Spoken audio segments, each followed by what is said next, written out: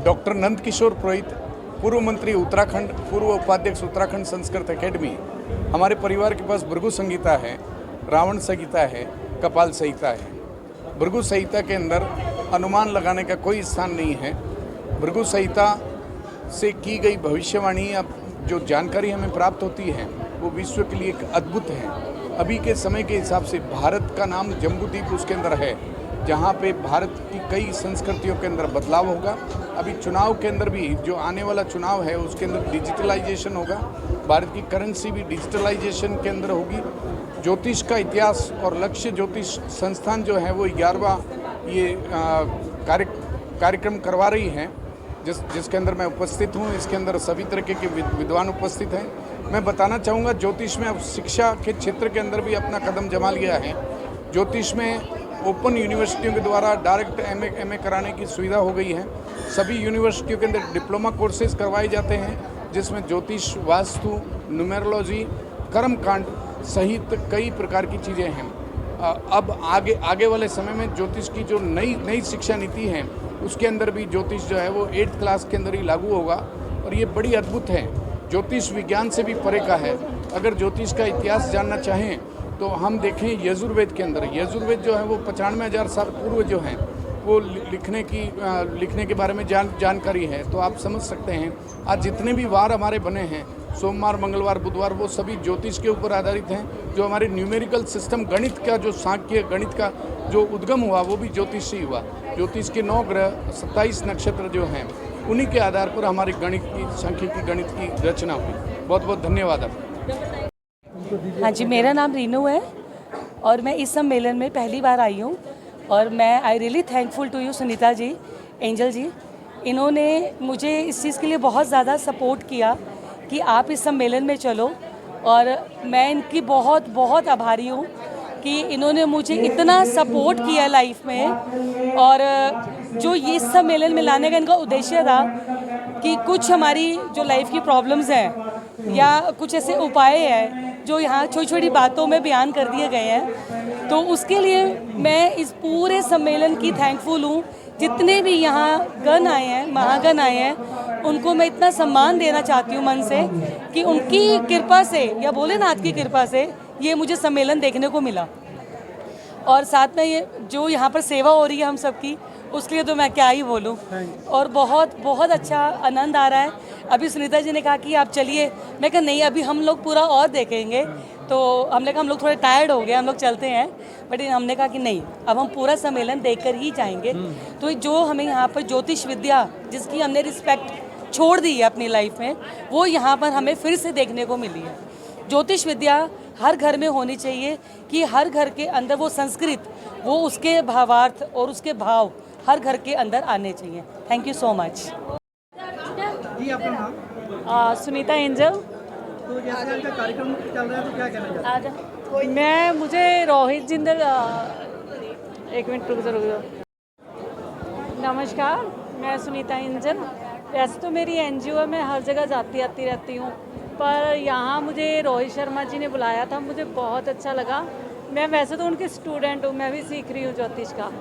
ज्योतिष में बहुत कुछ है, आप अपने ग्रह ठीक कर सकते हो, आप अपनी लाइफ की प्रॉब्लम ठीक कर सकते हो, मतलब बहुत आनंद आता है। और रोहित शर्मा जी ये प्रोग्राम कराते ही रहते हैं, तो मैं थैंक्स करूँगी उनका। उन्होंने बहुत अच्छा प्रोग्राम करा है, खाना बहुत अच्छा है, ब्रेकफास्ट है, हर चीज़ की सुविधा दी है उन्होंने। तो thank you Rohit ji, thank you. मैं रेनू अब्बी, मुझे लक्ष्य वालों ने गुरु माँ की उपाधि दी हुई है और मैं समाज की सेवा के लिए आगे बढ़ना चाहती हूँ। मैं चाहती हूँ जो हमारी ये सारी संस्कृति, हमारे बच्चे, हमारा परिवार भूलता जा रहा है, वो कभी गायब ना हो। ये जो हमारे सारे संत लोग और गुणीजन आए हुए हैं, वो उसको आगे लेके जाएं और हमेशा जीवित रहे। भारत सोने की चिड़िया थी, चिड़िया आज रहेगी और बनेगा, जरूर बनेगा, जरूर बनेगा और अपनी संस्कृति को बहुत आगे बढ़ाएगा। धन्यवाद। जी, मेरा नाम सुनीता शर्मा है। लक्ष्य ज्योति संस्थान का आज 11वां सम्मेलन हुआ, बहुत अच्छा लगा यहाँ आकर। सब संत अच्छे इकट्ठे हुए, उन्होंने अच्छी अच्छी बातें बताई ज्योतिष के संबंध में। ज्योतिष विद्या को बचाने का जो ये हमारी प्रक्रिया चल रही है, ये बहुत सराहनीय है और हमें इसको करना चाहिए और ज्योतिष विद्या को आगे बढ़ाना चाहिए। इस संस्कृति को बचाने का सब ज्योतिषियों को मिलकर प्रयास करना चाहिए, यही मेरी सोच है। धन्यवाद।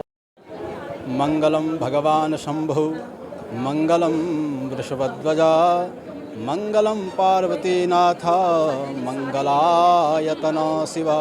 ओम नमस्ते अस्तु भगवन् विश्वेश्वराय महादेवाय त्र्यंबकाय त्रिपुरांतकाय त्रिकाला अग्निकालाय कालाय रुद्राय श्री सर्वेश्वराय महादेवाय श्रीमन् महादेवाय नमः। ज्योति अग्रे इष्ट, जिसमें प्रकाश, वो कौन? परमात्मा, हमारा इष्ट। ज्योतिष बिना इष्ट की कृपा से नहीं हो सकती है। ज्योतिष अगर ज्ञान लेना तो इष्ट को चुनना पड़ेगा, अपने कुल का देवता को चुनना पड़ेगा, तभी जो है ज्योतिष विद्या प्राप्त होगी।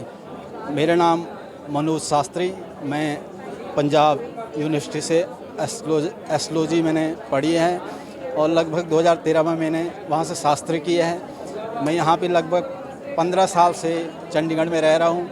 मैं वैसे रहने वाला उत्तराखंड का हूँ और मैं यहाँ पे ज्योतिष का बड़ा इंटरेस्ट रखता हूँ और जहाँ भी सेमिनार होते हैं मुझे भी बुलाया जाता है और मैं बड़ा प्रसन्न होता हूँ और यहाँ देख के बड़ा अच्छा ज्ञान मिला, बहुत अच्छा समाज में सेवा में बहुत अच्छा लगा मुझे। बहुत अच्छा नॉलेज लोग बता रहे हैं, अलग अलग प्रोडिक्शन कर रहे हैं, तो मैं यहीं पर अपनी वाणी को विराम देता हूँ। धन्यवाद। नमस्कार जी, मैं ज्योतिषाचार्य अर्चना कपूर पंचकुला से हूँ। मैं लक्ष्य ज्योतिष संस्थान के 11वें सम्मेलन में आई हूँ। मैं इनके बहुत सम्मेलन अटेंड कर चुकी हूँ और देश भर से यहाँ पे बहुत विद्वान आते हैं। यहाँ पे बहुत ज्ञान भी मिलता है और हम लोग बहुत कुछ सीखते हैं विद्वान जनों से। और मैं अब ये कहना चाहूँगी कि जैसे हमारे भारत देश में मैंने राजनीति भी मेरा विषय है, तो ज्योतिष के नाते मैं राजनीति में मोदी जी की कुंडली देख रही थी कि आगामी चुनाव आ रहे हैं। आपने भी देखा होगा, विपक्ष सारा एक साइड इकट्ठा हो रहा है। तो मैंने उनकी कुंडली का एनालिसिस 2019 में भी किया था। तब भी मैंने ये प्रिडिक्शन की थी कि हमारा मोदी जी सफल होंगे, जीत कायम करेंगे। अभी भी उनके सितारे बहुत बुलंदी पे हैं, वो उनको कोई हरा नहीं सकता, चाहे विपक्ष जितना मर्जी इकट्ठा हो जाए। एक चीज़ और ज्योतिष के माध्यम से कहना चाहूँगी कि हम ज्योतिष पूरे देश की तस्वीर बदल सकते हैं। कैसे? आप देखिए, एक हर संस्कार हमारे ज्योतिष से पूछ के होता है, चाहे बच्चे का नामकरण संस्कार है, श्राद्ध कर्म है, शादी है, ब्याह है, हर संस्कार। तो हम लोग जन्मदिन मनाते हैं अंग्रेजी त्योहारों से। क्यों मनाते हैं? हम अपने हिंदू रीति रिवाज से, जिस दिन हमारा कौन से महीने में आषाढ़ मास में शुक्ल पक्ष की पंचमी तिथि को अगर हुआ है तो हम उसी दिन जन्मदिन मनाए और उसी दिन अगर हम उसके बच्चे से अगर कोई ग्रह खराब है उसका उपाय कराए तो उसका 100% फल मिलता है। हम करते हैं अंग्रेजी तरीके से, उसका कोई फल नहीं मिलता। और हमें बच्चों को संस्कार अभी से देने चाहिए हिंदू रीति रिवाज के हिसाब से, या जैसे हमारे कोई भी रीति रिवाज है, जैसे हम किसी भी धर्म से हम अपने रिलीजियस धार्मिक स्थानों पे लेके जाए, उनको सारे संस्कार सिखाए, तो हमारा भारत बहुत जल्दी विश्व गुरु बन जाएगा। धन्यवाद। Thank you. मेरा नाम अभिषेक शर्मा है, psychologist, reiki master, angel therapist और टैरो कार्ड रीडर। मैं इस एस्ट्रोलॉजी लक्ष्य ज्योतिष संस्थान के प्रोग्राम में आया हूँ। मुझे मुख्य अतिथि के रूप में यहाँ आमंत्रित किया गया है। मैं आपसे ये कहना चाहता हूँ कि टैरोट और एंजल कार्ड रीडिंग भी उतना ही सही बताते हैं जितना कि ज्योतिषी बताते हैं, जितना कि हमारी वैदिक बताते हैं। और अगर हम वैदिक की हेल्प नहीं ले सकते, किसी को उस पर विश्वास नहीं है, तो टैरोट और एंजल कार्ड से भी हम उनकी रीडिंग कर सकते हैं। जिनको डेट ऑफ बर्थ नहीं पता होती है अपनी, वो भी डेट ऑफ बर्थ के बिना भी हम एंजल कार्ड और टैरोट रीडिंग से जान सकते हैं। रेकी हुई, एंजल कार्ड हुए, टैरोट, सब इकट्ठे आपस में जुड़े हुए हैं। इनका वर्णन वेदों में भी किया गया है, मैंने वेदों का भी अध्ययन किया है, उसमें भी इनका वर्णन किया गया है। हमारे ऋषि मुनि ऐसे करके आशीर्वाद देते थे। वो क्या था? वो एनर्जी थी उनकी, पॉजिटिव एनर्जी। वो अपने ऊपर कुछ ले लेते थे लोगों का, कोई ग्रह हुआ, कुछ हुआ तो उनसे असर पड़ जाता था, तो उनको फ़र्क पड़ जाता। ऐसे ही हमारी अगर कोई विद्वान बहुत अच्छी तरह से एस्ट्रोलॉजी करता है, देखता है और अच्छी तरह से उन्हें बताता है, तो हमारा भविष्य बहुत ही अच्छा बन सकता है। अगर हम एंजल कार्ड से या टैरोट कार्ड से भी देखें तो भविष्य बहुत अच्छा बनेगा। और मैं आपको ऐसा बताना चाहता हूँ कि लक्ष्य ज्योति संस्थान ने मुझे यहाँ बुलाया है और उनका बहुत धन्यवाद करना चाहता हूँ मैं। और नमस्कार। मैं ज्योतिषाचार्य एवं अध्यात्म साधक कमल जैन ज्योतिष एवं वास्तु समाधान साहिबाबाद गाजियाबाद से हूँ। आज लक्ष्य ज्योतिष संस्थान के फाउंडर चेयरमैन श्री रोहित जी ने ये एक बहुत अच्छा कार्यक्रम आयोजित किया है, जिसमें बराहमीर और ऋषि पराशर की परंपरा के विद्वानों ने उस परंपरा को निभाते हुए अपनी ज्ञान वर्षा की है, ज्ञान का आदान प्रदान हुआ है। मैं ज्योतिषाचार्य के रूप में आप सबको ये निवेदन करना चाहता हूँ कि ज्योतिष एक साइंस है, विज्ञान है, और हमारे सनातन परंपरा में और हमारे जो ग्रंथ हैं, पुराण हैं, वेद हैं, या कोई जैन साहित्य है, बौद्ध साहित्य, जितना भी हमारी भारतीय परंपरा का साहित्य है, उनमें जो सूत्र हैं, सारा ज्ञान वहीं से निस्तारित हुआ है और वही आज आधुनिक विज्ञान के रूप में देश विदेश में विकसित हुआ, फैला है। तो हमें अपने शास्त्रों के ज्ञान को विज्ञान की कसौटी पे नहीं कसना है, बल्कि हमें विज्ञान को देखना है कि वो हमारे शास्त्रों से किस तरह से प्रभावित हुए हैं और किस तरह से वो वहाँ संबल पाते हैं, आधार पाते हैं। और विज्ञान अभी निरंतर विकासशील है, उसको हमारे साहित्यों से, हमारे ग्रंथों से बहुत कुछ अभी प्रेरणा लेनी है, ज्ञान लेना है और आगे बढ़ना है। साइंस अकेला बिना वेद के, बिना भारतीय परंपरा के ज्ञान के जितना बढ़ा है, उससे और आगे तभी बढ़ पाएगा जब वो हमारी भारतीय जड़ों से जुड़ेगा और बना रहेगा, जैसे कि प्रारंभ करते समय था।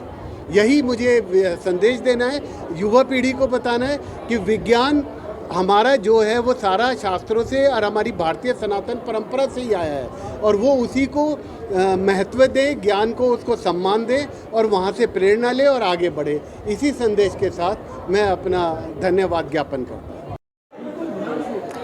मैं लक्ष्य ज्योति संस्थान की तरफ से हूँ। मेरा नाम सुकन्या शर्मा है और मैं ज़ीरकपुर से हूँ, और मेरे गुरुजी रोहित सर हैं, और मुझे उन्होंने इतना अच्छा प्लेटफॉर्म दिया है यहाँ पे। मैंने कभी एक्सपेक्ट नहीं किया था कि लोग मुझे जानेंगे और वो मेरी जो भी नॉलेज है मैं उनके साथ शेयर कर सकूँगी। और रोहित सर के गाइडेंस में मैंने हमेशा यही सीखा है कि अपनी नॉलेज आप जो भी सीख रहे हैं वो आपने लोगों के साथ शेयर करनी है, ताकि उनके फ्यूचर में उनकी बेटरमेंट के लिए उनके काम आ सके। सो लक्ष्य ज्योति संस्थान ऐसे ही इवेंट्स करते रहे और ऐसे ही मैं उनके हर इवेंट का पार्ट बने